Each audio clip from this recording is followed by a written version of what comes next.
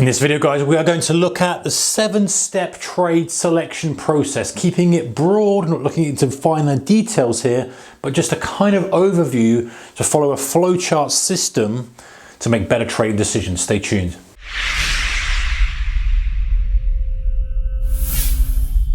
Hey guys, welcome to you. Alright, so this is a 7-step trade selection process that really fits in with any type of trader, swing trader, day trader, forex, stocks, whatever it may be.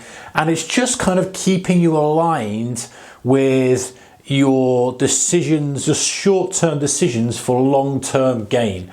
So very often we make sometimes short-term decisions that aren't really good for our long-term benefit. An example in real life might be, you're overeating a big cake. Instead of taking one slice, you take 3. That kind of stuff. Short-term decision, you think, it's okay for now, but ultimately if you keep making those decisions, you're not going to be in a place where you want to be. So not setups, not strategies, that's something else that you need to add into your trade selection process, but just keeping things broad. So make sure you're not doing something that's going to catch you out. Okay, so number one, guys, is am I making this decision with emotion? That's the big first filter. By the way, this is a step-by-step thing. At any point you get the answer you don't like, you don't continue, you don't take the trade. So you have to have all of these in a row to initiate a kind of thought of taking a trade. I mean, you pull the trigger so much, but the thought of taking the trade.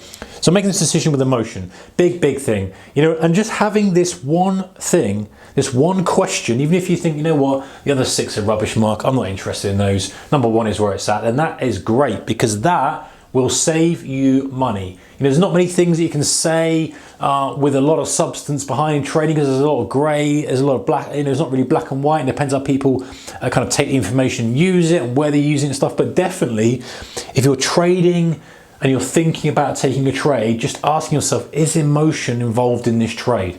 Am I frustrated? Am I angry? Am I greedy? Am I fearful? All those things. And if that answer is yes, it is, and if you can be honest with yourself with it as well, then you're going to save yourself a lot of bad trades, guys. Because if you've been trading for a while, the majority of your bad trades probably come when you're trading from a place of extreme emotion. Now, we're not saying every emotion we train like a robot, because that's not what we're trying to achieve.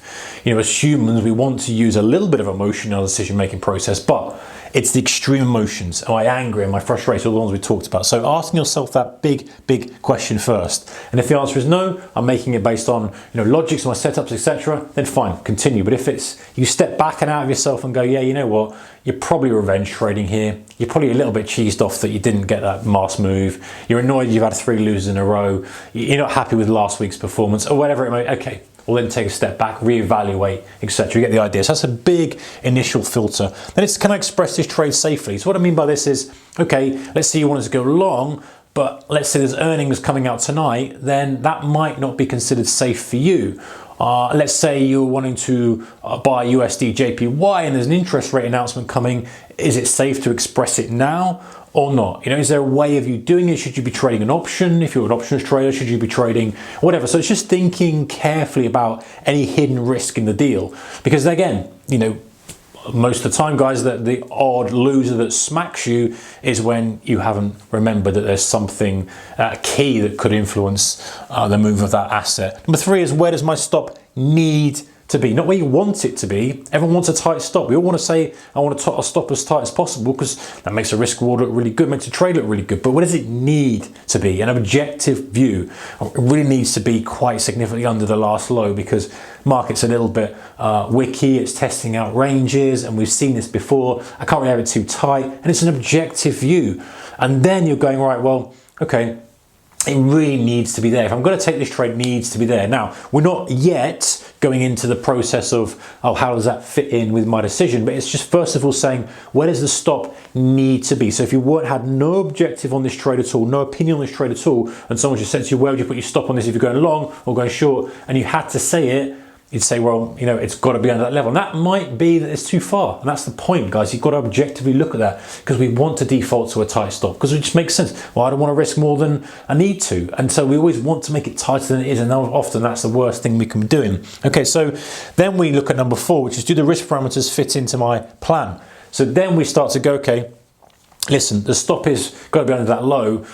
In reality, even if I get a 4 or 5 day move in my direction, it's not worth it. It's still only a 2-to-1 risk reward ratio. It's not that great, or it's 1-to-1. And very many times, guys, you probably know the same, and I've done the same. It's a great chart. Looks fantastic, and you think, where does the stop need to be? Yeah, it probably needs to be down there. And then you look at it and go, well, where do I expect it to go? Well, it's going to have to do some real legwork for me to make this work, and you just have to discard it. There's so many trades out there, you just have to discard it. The fifth thing is, would I take this trade 100 times? It's a good soak test to ask yourself this and say, if this appeared again and again and again, would I be happy taking it continually and expect a return from 100 iterations of this? Because if the answer is no, then really it's probably your subconscious telling you it's a bit of a roulette spin.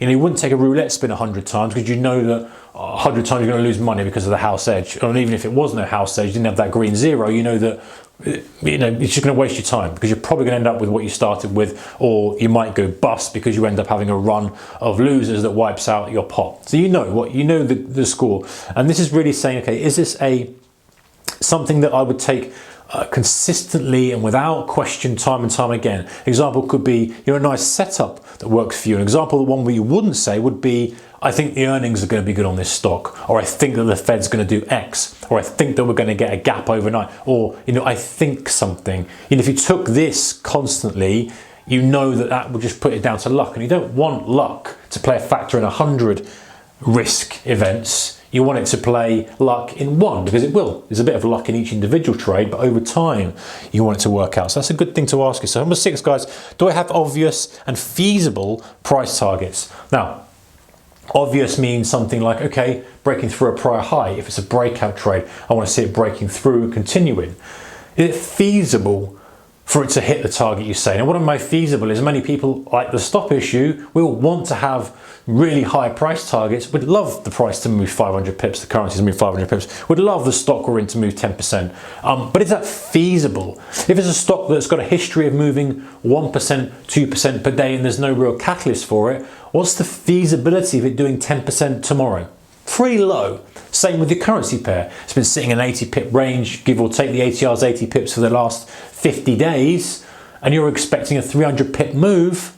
You're not going to get it. You probably, I never say never, guys, the market does what it wants, but you're probably not going to get it. So a 75 pip target over a 2-day move, if you've got an 80 pip ATR, makes much more sense. That's feasible. And then you think, well, how does it fit in with the chart? Is it a really excessive breakout I'm looking for? No, it's within the range. It's not even as... And then you start to frame and go, okay, well, everything has got a reasonable probability of success here. I'm not looking for, a 52-week high or a multi-month breakout and a massive extension on no catalyst when the market's pressures against it, or whatever it may be. You're kind of fitting things together.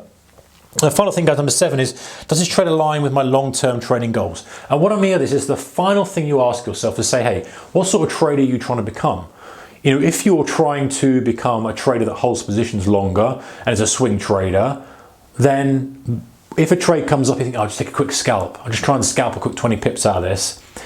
Yes, you may well be able to do that, but is that aligning really with what you're trying to achieve? If you're trying to achieve that you're holding your trades longer, you're trying to achieve trades that are less risk intraday, wider targets, then taking that short scalp, really isn't what you're after. And same with, you might, this is very, actually in the time being, or time of filming this now, this is very topical. There's lots of different information coming in, different stuff going in different markets, like crude oil's going crazy, there's something going on with Bitcoin, there's something going on with this and that, because it's a very interesting environment, shall we say. And it's very easy to be distracted and go, oh, well, look at that, crude oil's doing this, and the specific month of crude oil is doing this. I need to be trading that. But is that what the trader you want to become? Do you want to become a specialist at setups, or do you want to become a specialist at event-driven trading? There's very distinct different things.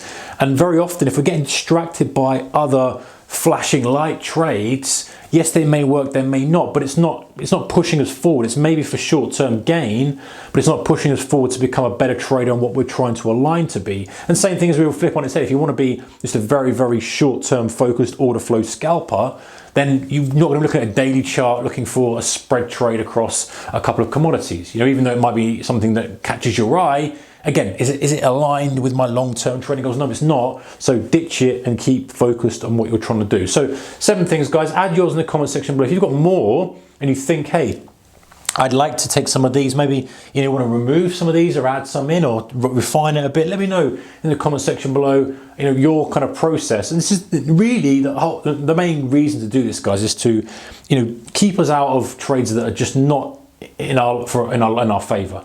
As in, we don't know if they're going to be profitable or not, but just not going to be conducive to long-term success, not aligned with our long-term trading. If we're trading in emotion, it's never going to work well. Can we express the trade safely? Where's the stop? Just some of the broad things to consider before even going down the path of, okay, where exactly am I going to pull the trigger? Where exactly am I going to take the long? Where exactly am I going to go short? Where exactly am I going to, before you do that, and it doesn't take long.